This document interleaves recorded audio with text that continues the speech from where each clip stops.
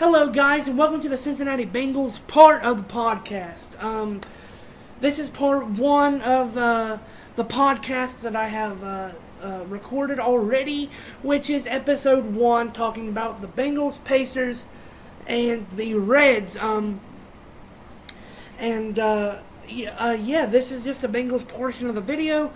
I thought I'd put it out before. I'm going to put out all 3 parts before I upload the first podcast, just so I can get some engagement and just so I can get y'all excited about the full podcast, because some of that stuff is going to be cut out. There's going to be a lot more than just those 3 teams, but I'm going to put those 3 teams and what I'm thinking about them in their own separate videos. There's going to be a lot more in episode 1. So definitely go check out that when I do upload it. I do plan on uploading the full podcast by Tuesday. So this coming Tuesday. So get looking forward to that. And as always, guys, thank you for thank you for watching the first video on this channel. And leave a like. Subscribe if you want to. You don't got to, but I really appreciate it if you would. And let's go ahead and get straight into this, man. But we're going to be going already into the first topic here, and it's Jake Browning and the Bengals.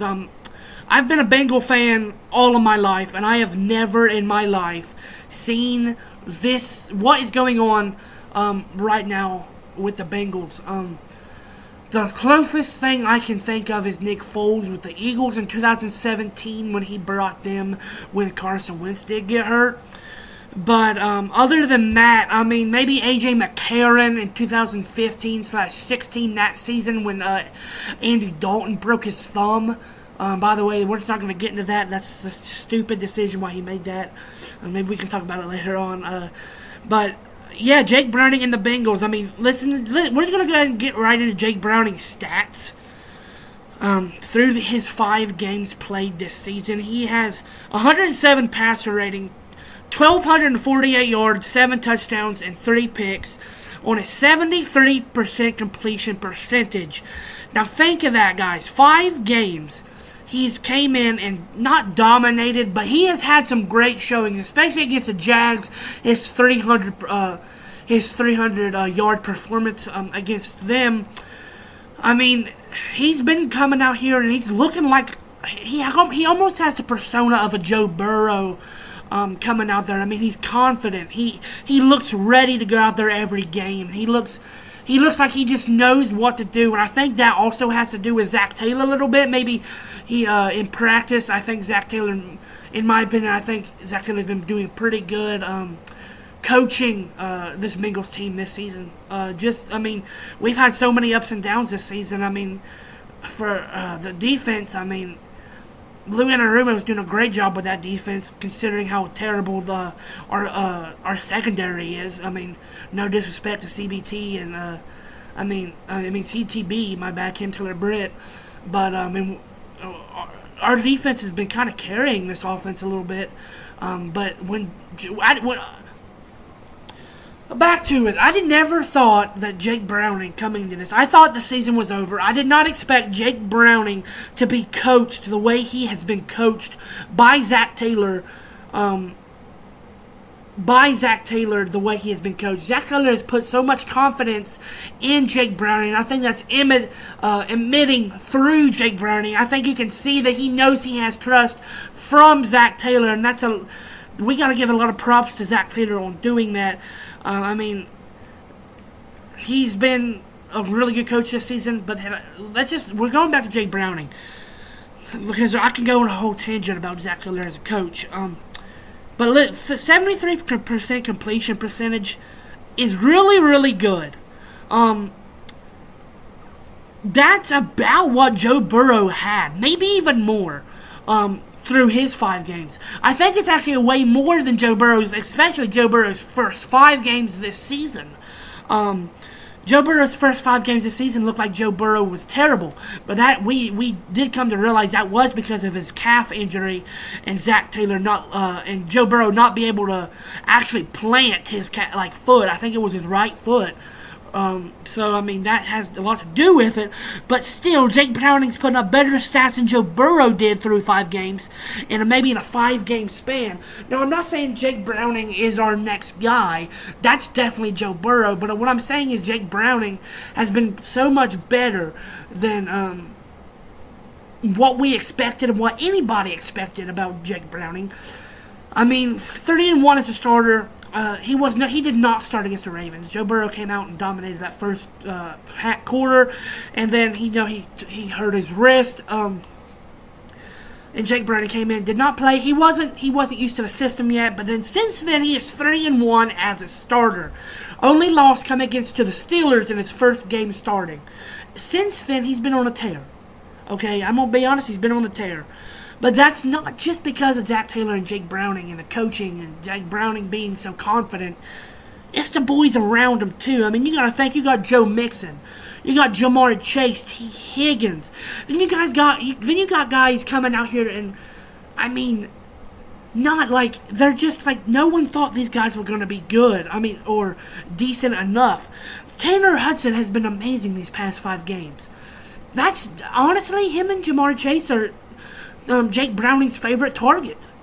Tanner Hudson came in and shown that he might be the Bengals tight end next season and not Irv Smith. We thought Irv Smith was going to be good this season. No, it's Tanner Hudson. Then you got Chase Brown. Chase Brown's came in the past few games and looked great. I think he is, when Joe Mixon eventually leaves, I think Chase Brown will actually be good enough. He's going to be a great starter, I think. Listen to this, Chase Brown, 22 mile an hour on a 54-long touchdown from a rookie. 22 miles an hour. I never knew Chase Brown could run that fast. He's second behind DK Metcalf this year in speed. Top speed. He's number 1 in running backs.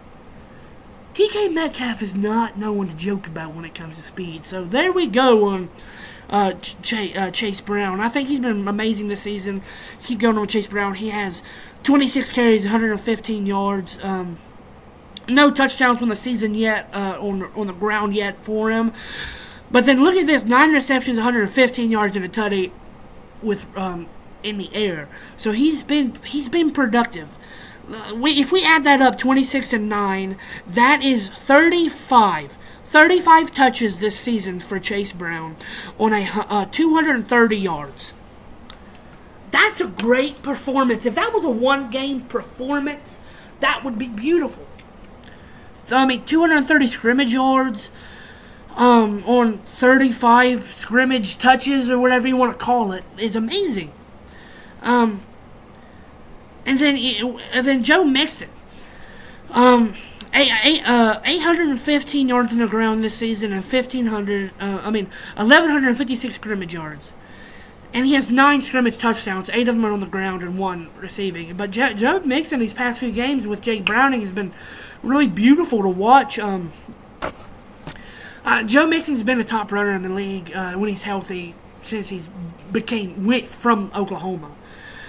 But it's just showing how good he is this season. He doesn't have the best numbers, but I mean, he's been showing these past few weeks. He's the dog. He's a dog, and I think people forget that Joe Mixon is such a dog because of Joe Burrow and the pass-heavy offense that the Bengals like to run because of Joe Burrow, Jamar Chase, T. Higgins, Tyler Boyd, and then last year Hayden Hurst. I think the Bengals. I mean, Joe Mixon has been great this season on what he's been asked to do, and that's just Joe Mixon. Anything he's been asked to do, he's done well in his whole career. So Joe Mixon has had a great season so far. I mean, 1,156 scrimmage yards with I think 3 or 4 weeks left on the season. He could get 1,000 yards on the ground, especially if he has one good game. And I think he can honestly get up to like 1,400 to 1,500 scrimmage yards, which is good for Joe Mixon. Joe Mixon, that's great for Joe Mixon. And then getting into the other guys, like I said, like Jamar Chase. Jamar Chase already has 1,556 receiving yards. 1,156 receiving yards and 7 touchdowns without Joe Burrow. Joe Burrow has been out I mean, okay. Joe Burrow was here most of the season, but think of the first 4 or 5 weeks with the Bengals, and Jamar Chase was non-existent. The passing game was non-existent. Honestly, the whole offense was non-existent because Joe Burrow couldn't do anything. So, Jamar Chase has 1,100 yards basically without Burrow this season. And 7 touchdowns is great, okay? And not great, but you know what I mean. For right now, it's really good. I think he can honestly get up to 1,300 yards and 10 touchdowns by the end of the year, especially if he has a couple big games. And then the last guy I want to talk about on the Bengals is he's been helping Jake Browning is T. Higgins since he's came back. In 10 games this season, T. Higgins has 500 yards and 4 touchdowns. Now, granted, 10 games with that is not great, but take into consideration the first 3 weeks he only had like 30 targets. Think of that. And then since he's came back, he's been such a weapon. Since T. Higgins, okay, without T. Higgins, the Bengals passing game honestly looked stagnant because everybody was on Jamar Chase, leaving Tyler Boyd, who I love. Tyler Boyd, he's my favorite Bengals player. I love Tyler Boyd to death. But I mean, think about it, guys. Tyler Boyd's I think he's 29 to 30 years old right now. He's not what he used to be. I mean, he's still a great receiver, a good receiver, but he's not a number one guy. When your number one guy is getting doubled and tripled, you need to throw it to your number 2 guy in that situation, which was Tyler Boyd. And Tyler Boyd, honestly, I think he's better as a 3 guy. He's better as a slot guy, a guy that's kind of like a wild card. And I mean, you can get a first down with him when the other boys are getting double teamed or great coverage. He's a guy that needs to feed around other good receivers, and that's nothing to dog on him because Tyler Boyd's I think he has 2 1,000 yard seasons. He almost has 3. I mean, Tyler Boyd's nothing to run around about, but yeah, I mean, it's just like since he's came back, this Bengals offense has been so much better, and I think that reflects on T. Higgins so much because, like I said, I mean, without him, the Bengals offense looks stagnant. So I think T. Higgins is a lot more crucial than what people think into this Bengals offense. Now, what's next for the Cincinnati Bengals? Okay. The ceiling, what's next? Honestly, I see us being a wild card. I don't see us winning. Okay. I see our ceiling as a wild card loss. Maybe a divisional round loss, depending on who we play. But honestly, it's a wild card loss. And that's nothing to do with Jake Browning. It's just I think we're not as good with Jake Browning as other playoff teams. But I think we're better than all the middle-of-the-pack teams. And if we even make the playoffs, we're going to be one of the lower seeds, okay? Playing a higher seed, especially in a wild card round, like a 2 or a 3. I mean, a 3, probably, honestly. I mean, we probably won't. And I think a 3, I think right now, the playoff standings for the AFC right now is like Chiefs, Dolphins, Ravens, Browns. So, like, look, as of right now, if we were to sneak in as a wild card, we would be a 6 seed. A 6 seed. Or a 5 seed. We would have to play either the Dolphins or the Chiefs. I don't see us beating the Chiefs.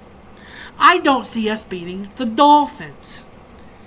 Now, maybe if the Chiefs lose another game and the Jaguars right now, the Jaguars move up above the Chiefs, maybe we can. We already beat the Jaguars once, but the whole fourth quarter Trevor Lawrence was out. So we got to take that into consideration on that game, okay? Now, like I said, I see our ceiling as maybe a potential divisional round loss, or honestly, more likely a wild card loss. And then after that, okay, what's next? We have a lot of guys. These are just some guys who, there's a lot more guys, right, that the Bengals need to re-sign, but these are some guys I wanted to point out. DJ Reader, Tyler Boyd, Chidobe Awuzie, Jonah Williams, T. Higgins, Irv Smith Jr., Max Sharping, Trent Irwin, and Akeem Davis-Gaither. That's like 8 players that we could re-sign, that we honestly need to re-sign. But these are the guys I think we need to re-sign. Let me read this. These are the guys I think we need to re-sign, okay? DJ Reader, T. Higgins, Trent Irwin, and Akeem Davis-Gaither. Those are the guys I think we need to get back. Cheeto, he's not been his same self since his ACL tear. Tyler Boyd, he's getting up there. I'd like to see Tyler Boyd retire a Bengal. I'd love to see Tyler Boyd stay here for his whole career.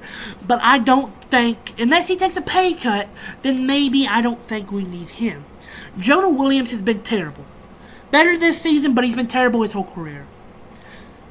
Irv Smith Jr., we have Tanner Hudson. He's really good this season so far. The past 5 games especially. Half his yards has been these past 5 games. Okay. Max Sharping, he's been okay. He's not been good.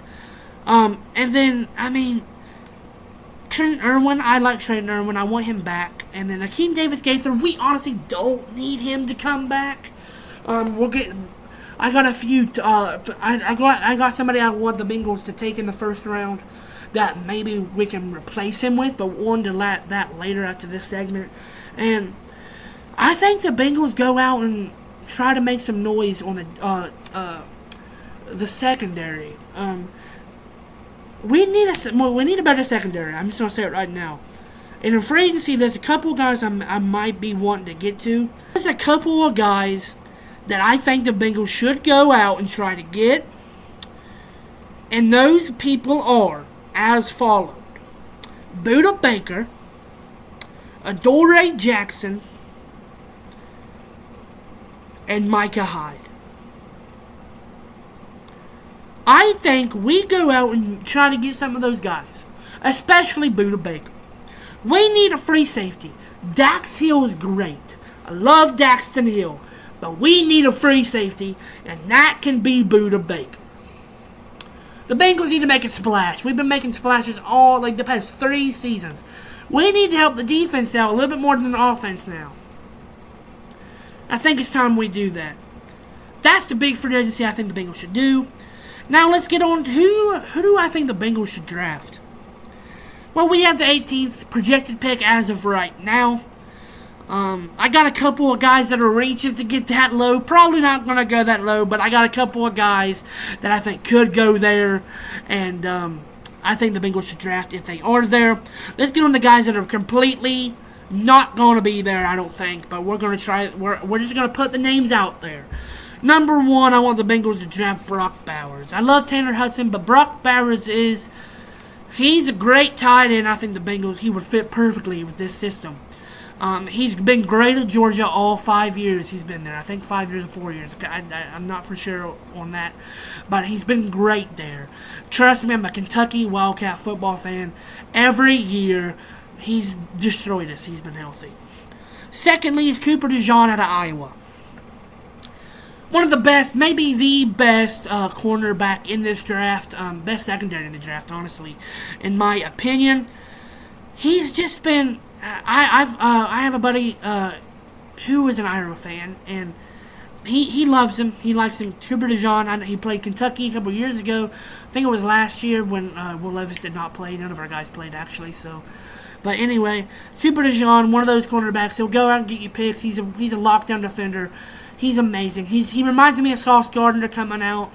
coming out of college. So I think he would be a great pick for the Bengals.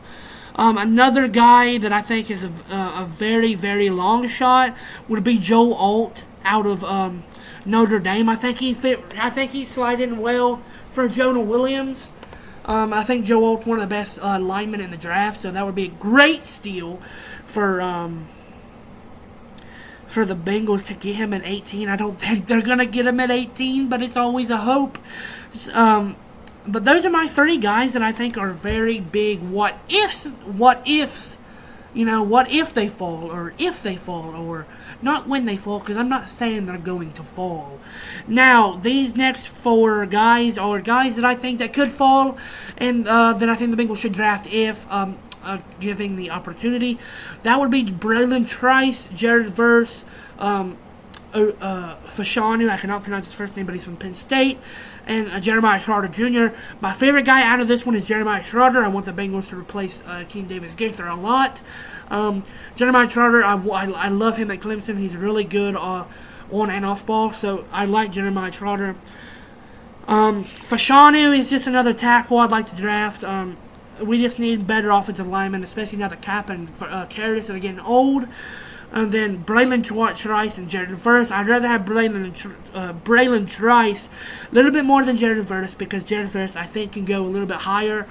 But those are the guys I think the Bengals should draft, especially Jeremiah Schroeder.